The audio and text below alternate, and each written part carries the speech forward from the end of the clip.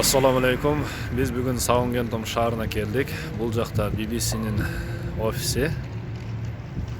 Бул жагында болсо музей. Ошол жерден Титаник Атлантик океанына чыгып кеткен.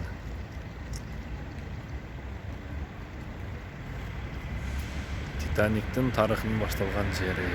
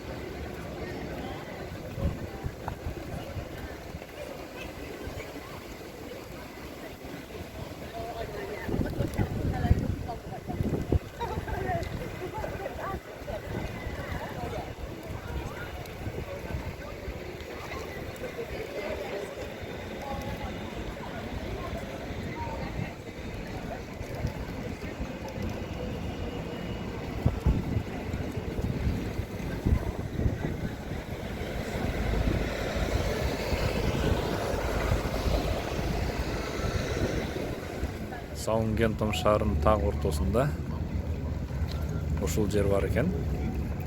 Уильям Шекспир эскерген жер экен.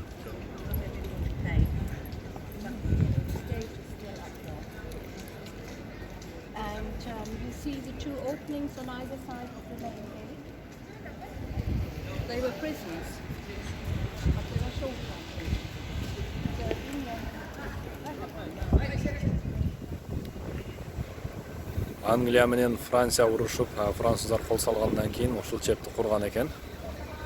1380-жылы ошол коргонуу максатында.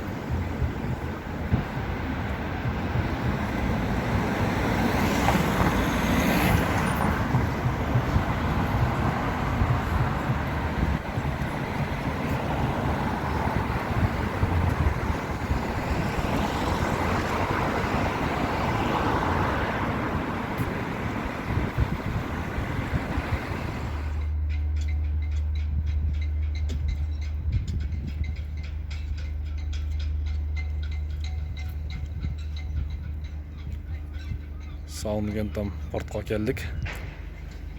Мындай круиздер башка өлкөлөргө океан аркылуу чыгат экен. Ушул жерден. Ушул жактан алгачкы жолу Титаник дагы аттанган да ушул жерден, ушул порттон. Саунгемптон портунан.